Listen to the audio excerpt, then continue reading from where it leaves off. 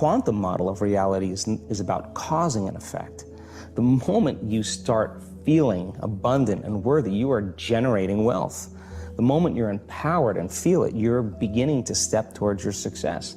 The moment you start feeling whole, your healing begins. And when you love yourself and you love all of life, you'll create an equal. And now you're causing an effect. And I think that's the difference between living as a victim in your world, saying, I am this way because of this person or that thing or this experience. They made me think and feel this way. When you switch that around, you become a creator of your world, and you start saying, my thinking and my feeling is changing an outcome in my life. And now that's a whole different game, and we start believing more that we're creators of reality. How do we then go from that, like mechanistically, to begin this visualization process of something that's empowering? It's me in a different state, it's my future self. Is it meditation? Is it, what does that look like? If you're not being defined by a vision of the future, then you're left with the old memories of the past, and you will be predictable in your life.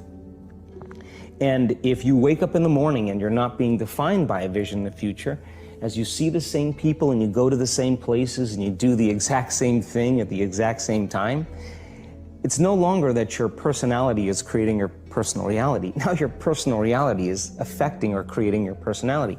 Your environment is really controlling how you think and feel unconsciously, because every person, everything, every place, every experience has a neurological network in your brain.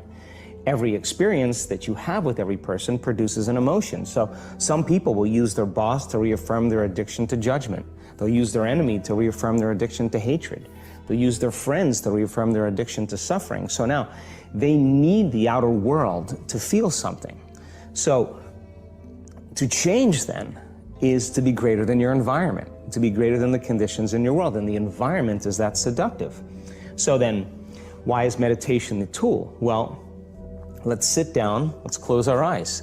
Let's disconnect from your outer environment. So if you're seeing less things, there's less stimulation going to your brain. If you're playing soft music or you have earplugs in, less sensory information coming to your brain, so you're disconnecting from your environment. If you can sit your body down and tell it to stay like an animal, stay right here.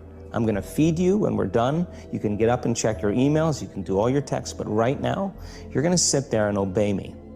So then, when you do that properly, and you're not eating anything or smelling anything or tasting anything, you're not up experiencing and feeling anything, you would have to agree with me that you're being defined by a thought, right?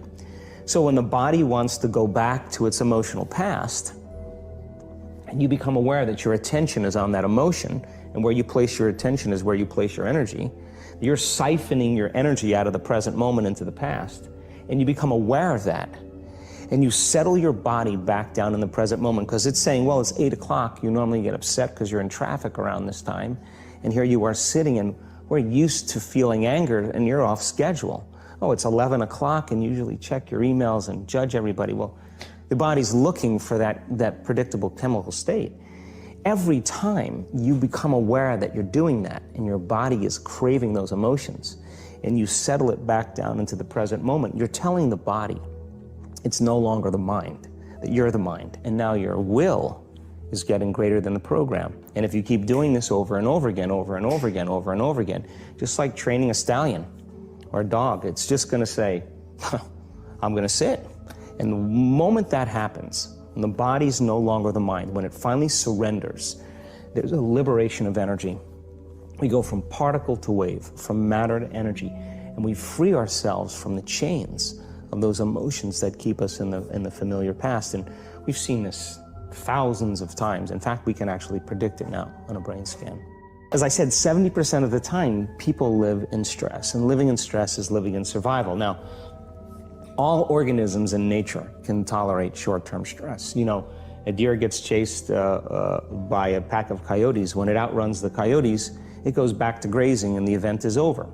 And the definition of stress is when your brain and body are knocked out of balance, out of homeostasis. The stress response is what the body innately does to return itself back to order. So you're driving down the road, someone cuts you off, you jam on the brakes, you may give them the finger, and then you settle back down and the event is over and boom, now everything's back to normal. But what if it's not a predator that's waiting for you outside the cave, but what if it's your coworker sitting right next to you? And all day long, you're turning on those chemicals because they're pushing all your emotional buttons. When you turn on the stress response and you can't turn it off, now you're headed for disease, because no organism in nature can live in emergency mode for that extended period of time. It's a scientific fact that the hormones of stress downregulate genes and create disease, long-term effects.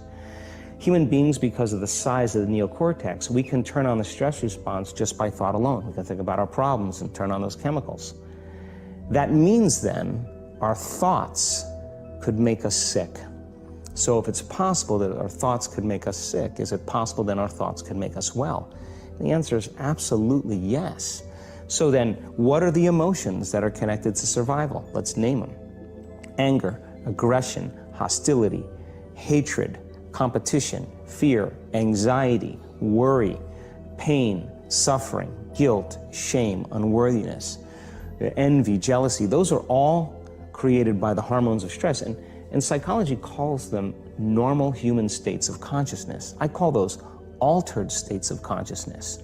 So then we tend to remember those traumatic events more because in survival, you better be ready if it happens again. And when the survival gene is switched on, you could have 10 really great things that happen to you in your day.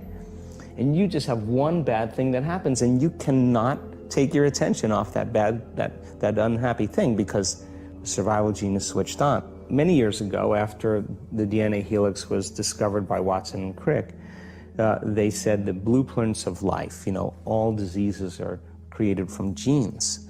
It turns out less than 5%, more like 1% of people on the planet are born with a genetic condition like type 1 diabetes or Tay-Sachs disease or sickle cell anemia. The other 95 to 99% are created by lifestyle and by choices. You can take two identical twins, exact same genome. One dies at 51, the other one dies at 85. Same gene, different environment. So all of a sudden they said, we lied. That was wrong. It's not genes that create disease. It's the environment that signals the gene that creates disease. Well, okay, but that's not the whole truth too, because you could have two people working side by side in the same factory. One gets cancer after being exposed to a carcinogenic for 25 years. Both working for 25 years, the other one has no cancer at all. So there must be some internal order that would cause one person to not get it while another one does. So is it possible then, if the environment signals the gene, and it does, and the end product of an experience in the environment is called an emotion, can you signal the gene ahead of the environment by embracing an elevated emotion? We've done the research on this. We measured 7,500 different gene expressions in a group of people that came to an advanced event for 4 days. And we had them doing a seated meditation, a walking meditation, a laying down meditation, a standing meditation.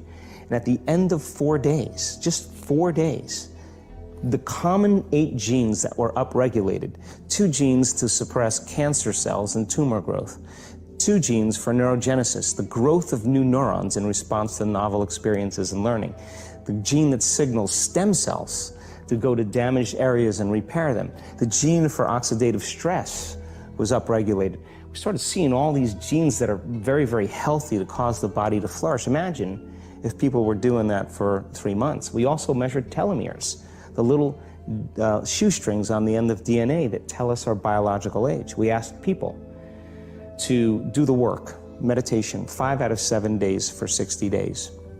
Measure their telomeres that determine their biological age. 60 days later, 74% of the people lengthened their telomeres. 40% significant change. 20% a very remarkable change.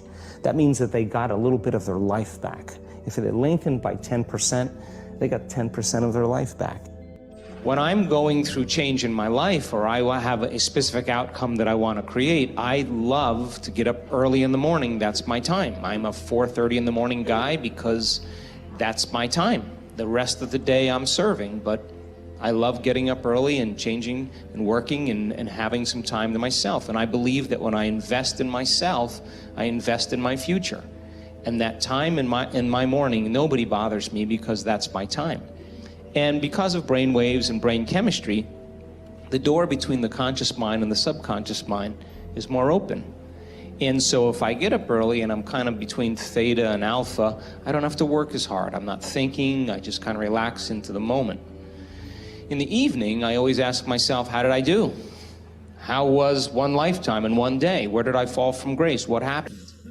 And so then when I look at seeing how I reacted to someone or something, or I made the choice that I could have made a better choice, I naturally, and we all do this, begin to think, well, if the same situation happened again, how would I do it differently? And that's the act of beginning to come up with a new plan.